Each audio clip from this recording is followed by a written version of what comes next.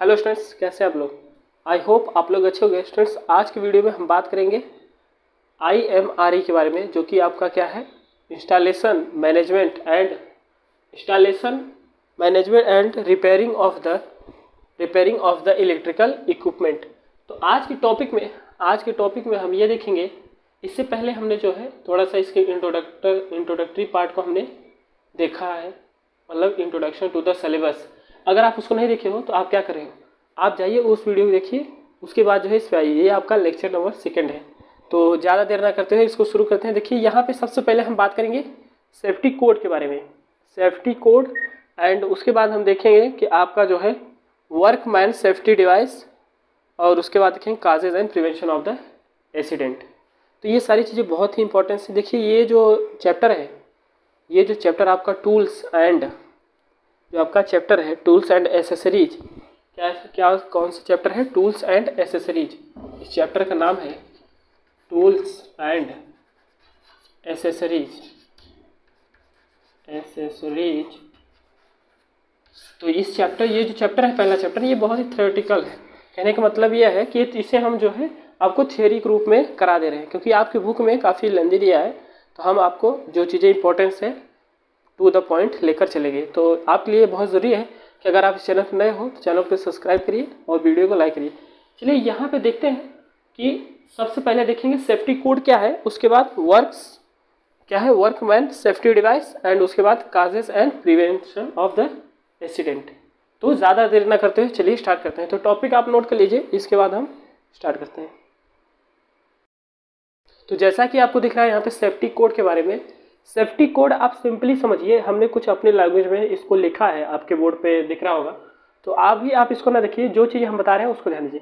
यहाँ पे समझिए स्टूडेंट, सेफ्टी कोड क्या है। सेफ्टी कोड क्या है कि यह एक क्या है कि सूची है। यह एक जो है कोड नियम का समूह होता है।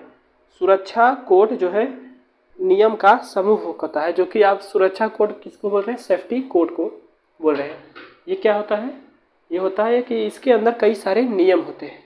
क्या होता है, इसके अंदर कई सारे नियम होते हैं। तो इससे हम बोल सकते हैं कि जो आपका सेफ्टी कोड है, यह जो है क्या है, सुरक्षा का मतलब सेफ्टी कोड जो है वो क्या है, आपका नियम का समूह है। मतलब इसके अंडर में कई सारे नियम है।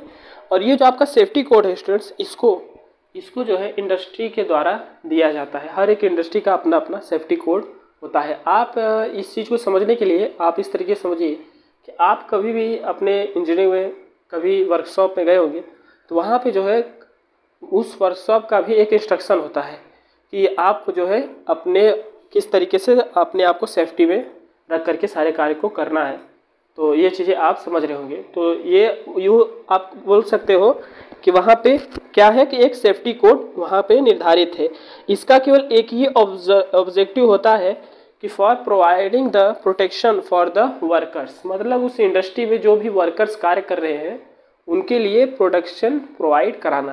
तो आई होप आपके माइंड में ये थोड़ा सा एक सेटअप हुआ होगा कि सेफ्टी कोड का मतलब क्या है।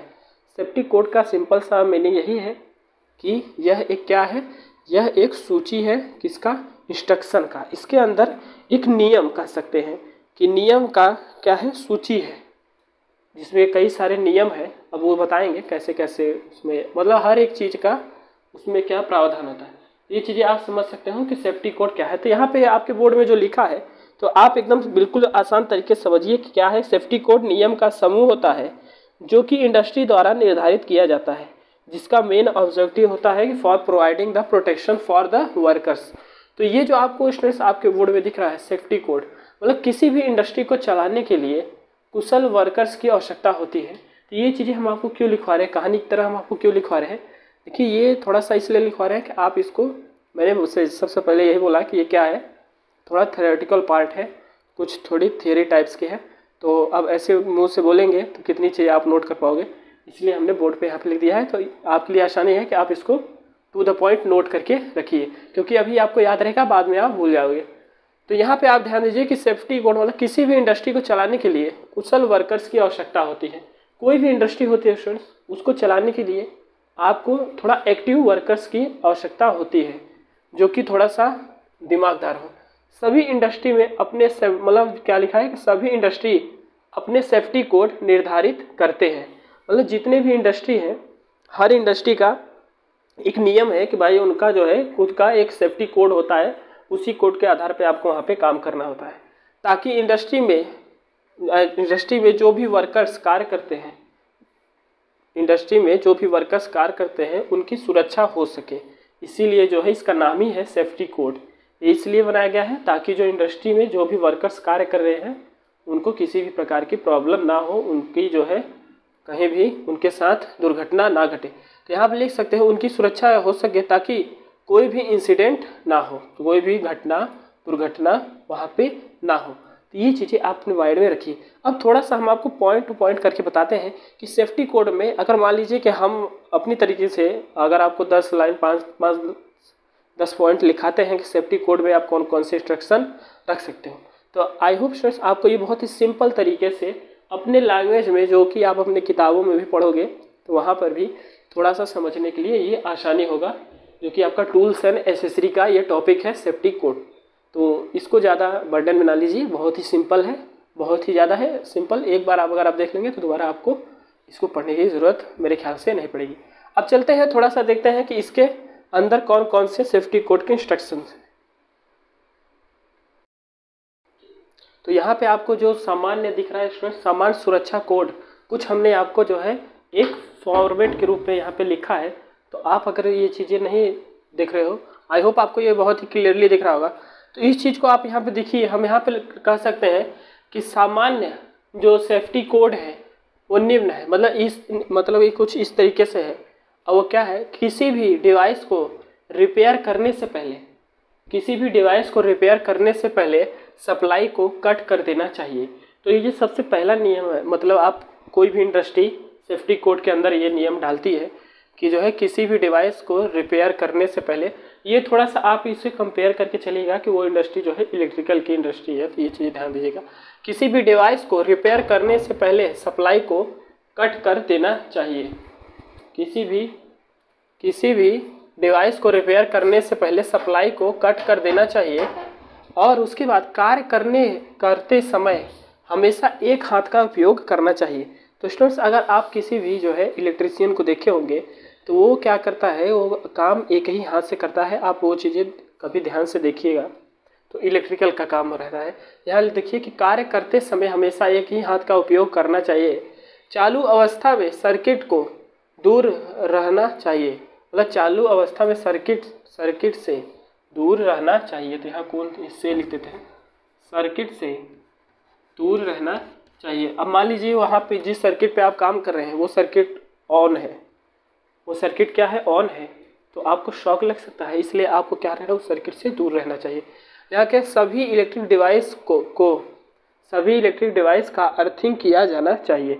जितने भी इलेक्ट्रिक डिवाइस वहाँ पे लगे हुए हैं उस इंडस्ट्री में, मान लीजिए हमने बोला कि आप एज्यूम करके चलिए कोई भी इंडस्ट्री है, तो वहाँ पे क्या होगा कि वो सभी इलेक्ट्रिक डिवाइस का जो है अर्थिंग होना चाहिए। अर्थिंग नहीं रहेगा तो वहाँ पर भी जो है लीकेज करंट आपको थोड़ा सा दिक्कत कर जाएगा। तो चलिए इसके बाद देखते हैं कि विद्युत उपयंत्र या फिर आप जो इलेक्ट्रिकल डिवाइस कर सकते हैं पर कार्य करते समय हाथ में घड़ी या अन्य वस्तुओं को नहीं पहनना चाहिए। मतलब विद्युत उपयंत्र पर कार्य करते समय हाथ में घड़ी या फिर अन्य वस्तुओं को नहीं पहनना चाहिए। आपको याद होगा जब भी आप अपने सेकेंड सेमेस्टर में फर्स्ट सेमेस्टर में होंगे, आप वर्कशॉप पे जाते होंगे स्टूडेंट्स, तो वहाँ पे आपको घड़ी और आपके जो शोल्डर होता है इसको जो है मोड़ करके आपको सारी चीज़ें काम वहाँ पे कराई जाती थी। तो आपको अगर याद होगा तो वहाँ पे उसका भी एक जो है नियम था safety code, that is known as the safety code. तो यहाँ पे आप ये चीज़ें समझ सकते हो। यदि किसी डिवाइस में असामान्य आवाज़ आती है तो आप क्या करिए कि उस डिवाइस को सप्लाई से कट करिए, उसके बाद उसको कहाँ रिपेयर होने के लिए भेजिए। That is the safety code. Safety code के अंडर में ये चीज़ें भी आती हैं। तो इसके अंदर बहुत सारे नियम हैं स्टूडेंट, जैसे कि ओनली फॉर, ये नियम एक ही चीज़ के लिए बनाए गए हैं कि जो हमारे वर्कर्स हैं किसी भी प्रकार से उनको हानियाँ नहीं होनी चाहिए। जो भी हमारे इलेक्ट्रीशियंस हैं उनको किसी भी तरीके से शॉक नहीं लगना चाहिए। तो ये चीज़ें आप ध्यान दीजिए। यहाँ पे लिख सकते हैं कि आप एक तरीके से और समझ सकते हैं, किसी भी फॉल्टी सर्किट को ऑन नहीं करना चाहिए। मान लीजिए एक यहाँ पे इसके अंडर में आप लिख भी सकते हैं कि कोई भी अगर फॉल्ट सर्किट है उसको ऑन आप नहीं करें तो अच्छा है। मान लीजिए वहाँ फॉल्ट है, अगर आप ऑन कर दिए हो तो फॉल्टी एरिया पर मान लीजिए कोई जाकर टच कर लेता है तो क्या होगा कि वो चीज़ें आप उस वहाँ पे दिक्कत खड़ी कर देंगी। तो ये आई होप आपको ये चीज़ें समझ आ रही है। तो ये बहुत ही बेसिक है, कितना बेसिक है आप भी समझ रहे हो।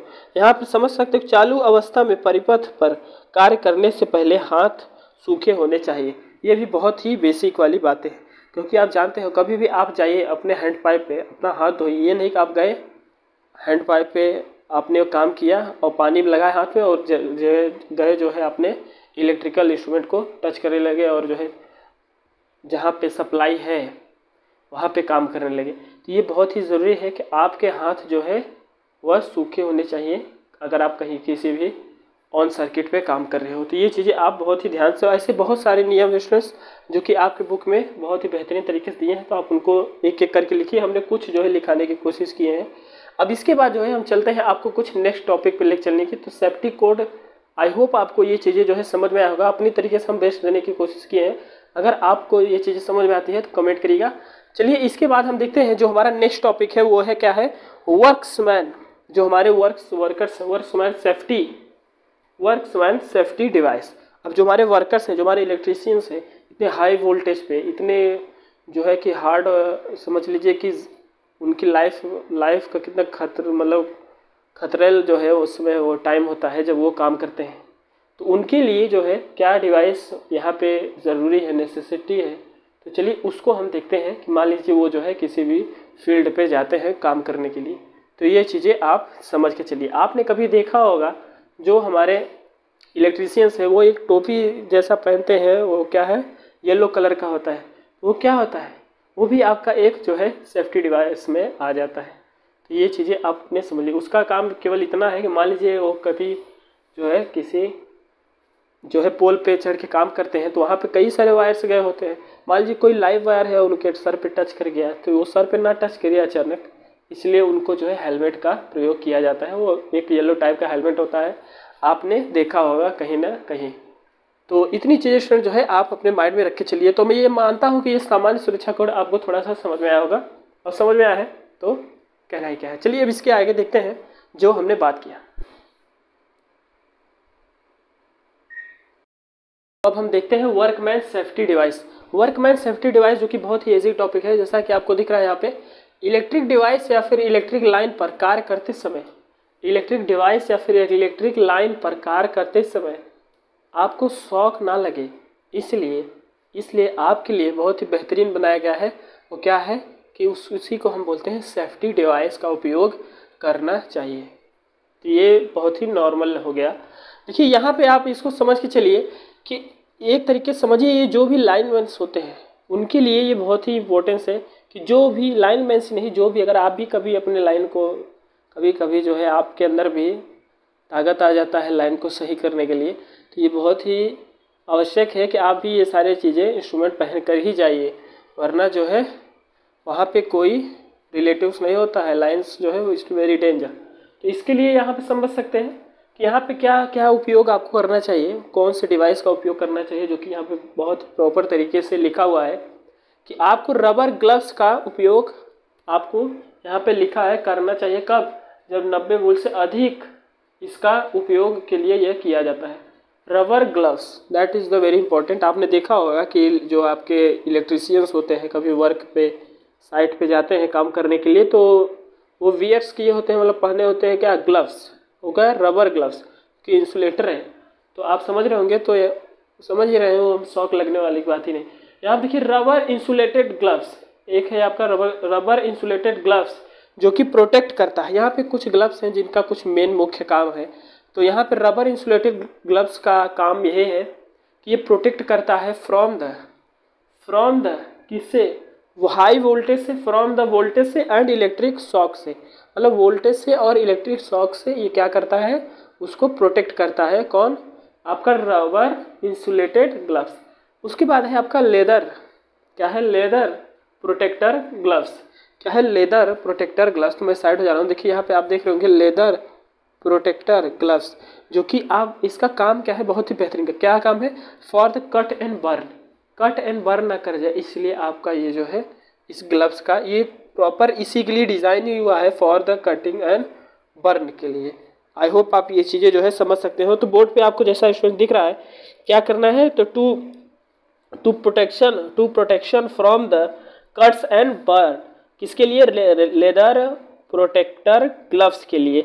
यहाँ पे आपको लाइनमैन वर्क ग्लव्स जो दिख रहा है ये क्या है, to protect the hand when not working with the electricity, मतलब ये कुछ इलेक्ट्रिसिटी के लिए नहीं, ये नॉर्मली बनाया गया है लाइनमैन के लिए। मान लीजिए वो पेड़ पर चढ़ते समय, किसी अन्य कार्य करते समय पारंपरिक जो है वर्क ग्लव्स पहनते हैं।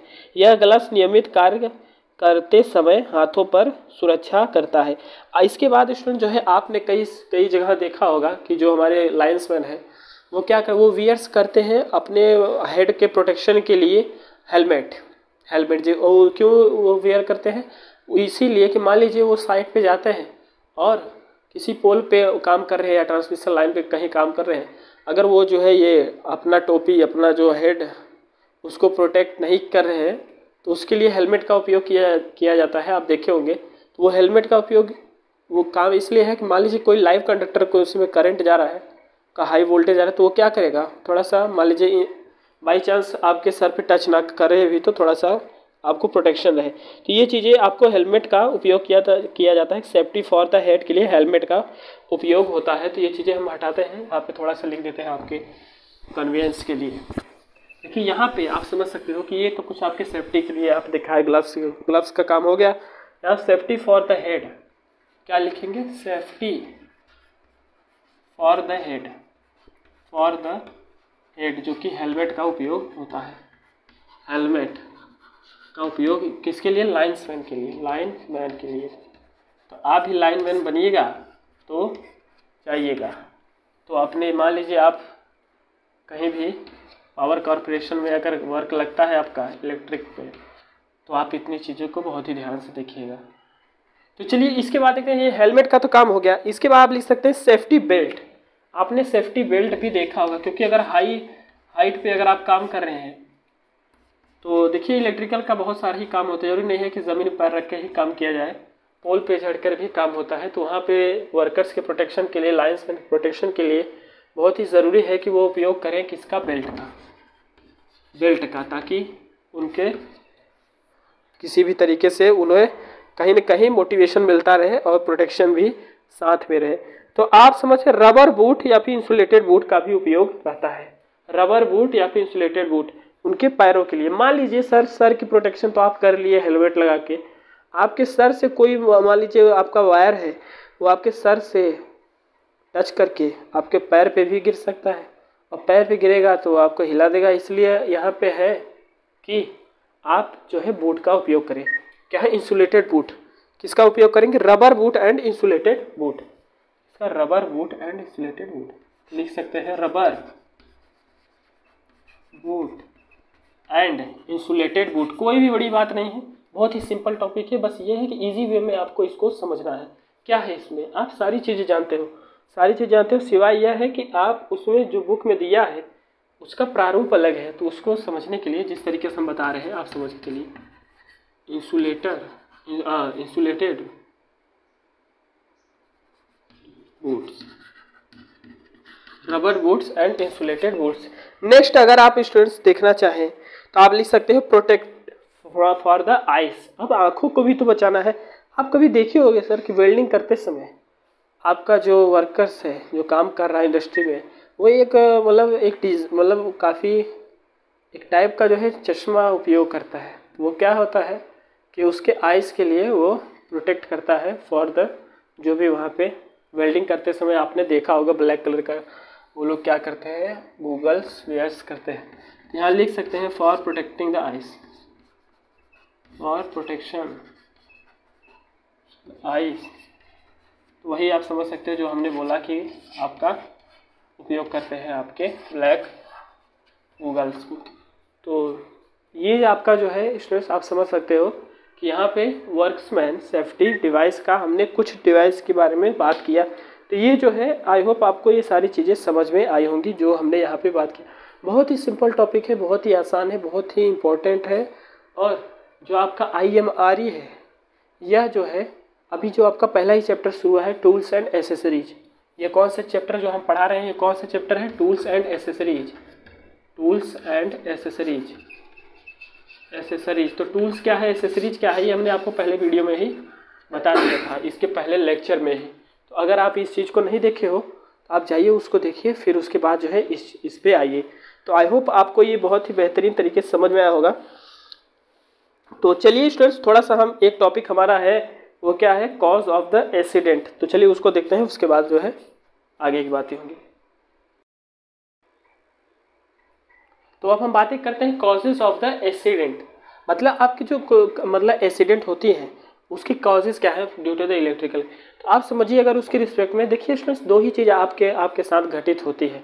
वो क्या है, या तो आप इलेक्ट्रिसिटी के पास जाते हो या फिर इलेक्ट्रिसिटी आपके पास आता है। ये कहने का मतलब क्या है, यह कहने का मतलब यह है कि मान लीजिए सडन कहीं वायर आपके बिछाया गया है और आप जो है चल करके उसको बनाने जा रहे हो, कोई फॉल्ट आ जाता है, आप उसको बनाने जा रहे हो। तो ये क्या कर रहे हो, आप जा रहे हो उसके पास। कभी कभी आप वो क्या होता है, इलेक्ट्रिसिटी आपके ऊपर, जैसे मान लीजिए कोई वायर है और वो ब्रेक करके आपके ऊपर गिर जाता है बाई चांस। तो ये दो फैक्टर हैं आपके कॉज ऑफ द एक्सीडेंट होने के लिए। तो इसको अगर हम लिखना चाहें तो लिख सकते हैं एक्सीडेंट में occur in the two different way. तो जो आपका एक्सीडेंट है, लिख सकते हैं इसको, थोड़ा सा इंग्लिश में बात करते हैं। एक्सीडेंट में भी अकर, मतलब आपका पाया जाता है अकर। एक्सीडेंट में भी occur two different way, two different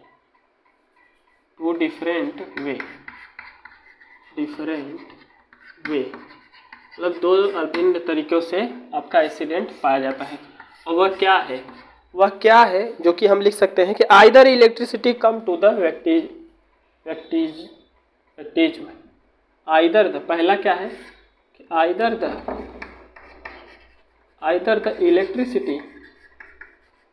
electricity comes to the वेक्टेज,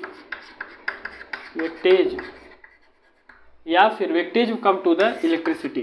जो चीज़ें हमने आपको बताई, victims comes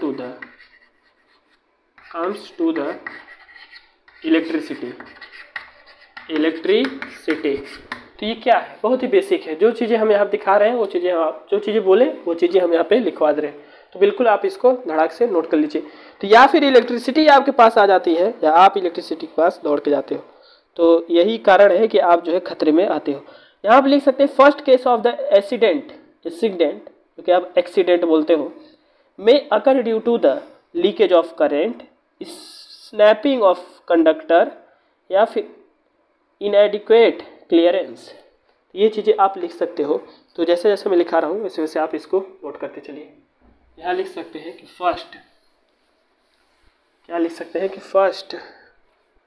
first case of accident में भी अकर।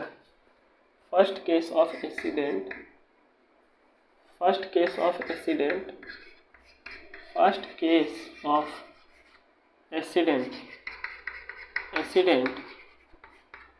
में भी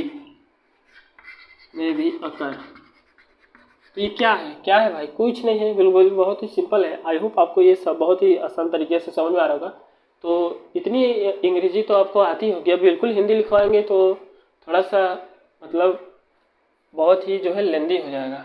तो थोड़ा सा आप इंग्लिश में भी समझने के लिए कोशिश किया करिए। तो यहाँ पे लिख सकते हैं लीकेज ऑफ द करेंट। सबसे पहला कारण है करंट जो है आपका लीकेज है, उस ये किसके लिए, ये आपका जो फर्स्ट एक्सीडेंट में भी अकर, मतलब पहला जो कारण है एक्सीडेंट को आने के लिए वो क्या है कि leakage current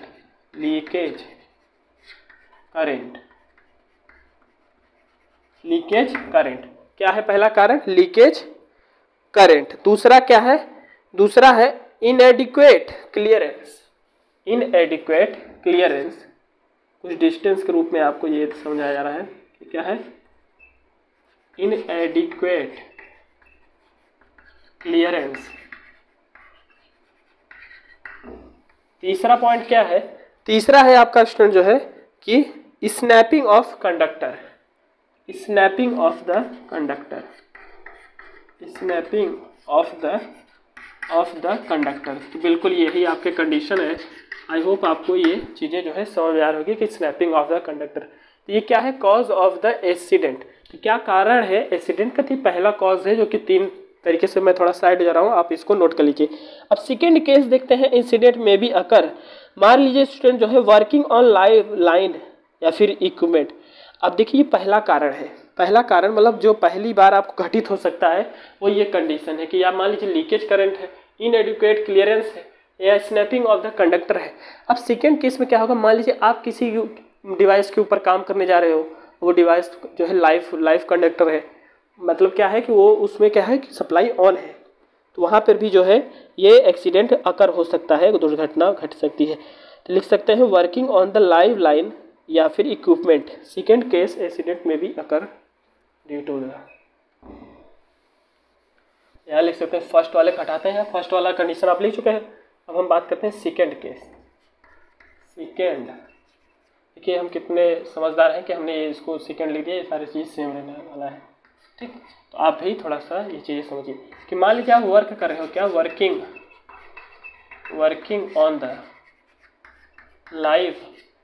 on the live device या फिर working on the live line या फिर equipment, working of the live line.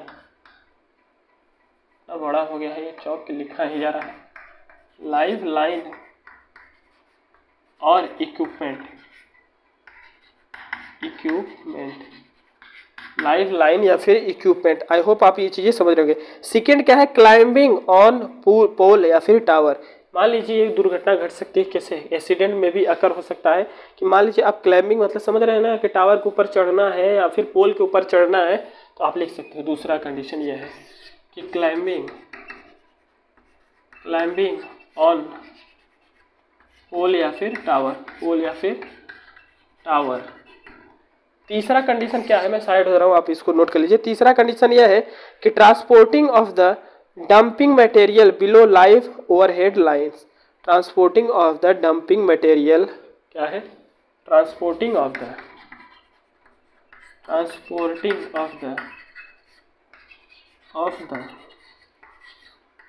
Dumping material